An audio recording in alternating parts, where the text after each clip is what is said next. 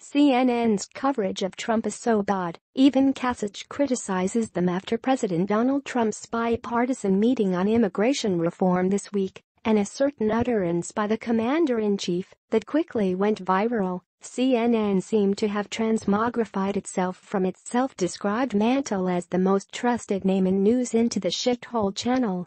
Yes, after the president apparently made the unwise decision to use a deprecatory expletive to say what everyone knew anyway about Haiti and El Salvador, CNN and its retinue of totally unbiased reporters treated the incident like Core TV treated the O.J. trial. Sample: This is CNN Tonight, I'm Don Lemon. The President of the United States is racist. As the weekend hit, there were plenty of people sick of seeing CNN drag the president through the mire over one asterisked word. One of those sick and, surprisingly, was Ohio Governor John Kasich. Kasich, bear trap-minded readers will recall, has been one of the president's most vociferous critics from the Republican Party, particularly among those in elected office. Kasich managed to fight Trump to the bitter end during the primary campaign despite only winning one state his own and offering America nothing besides the mean and attitude of an ornery principal from a 1980s high school movie. Even after his loss, he continued to go after Trump, with some speculating he would run in 2020 on a unity ticket with Democrat Colorado Governor John Hickenlooper.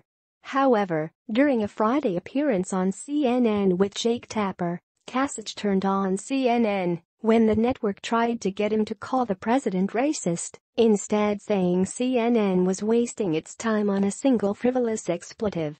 The fun began when Tapper asked Kasich what it would take for the Ohio governor to call the president racist. "I'm not a name-caller," Kasich responded. "What would it take?"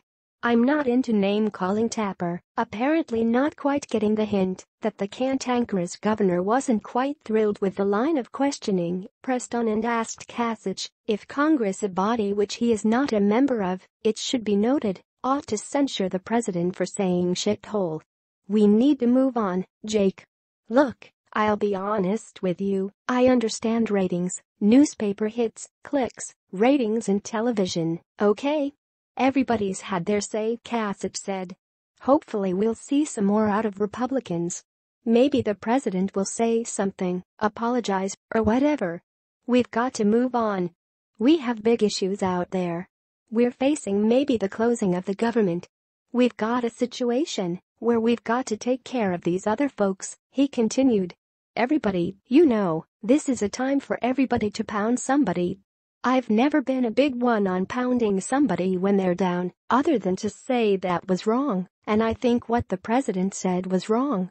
I don't have any more to say about it other than this. I must admit to being rather unsurprised and resigned when it comes to the media's coverage of Hollowgate.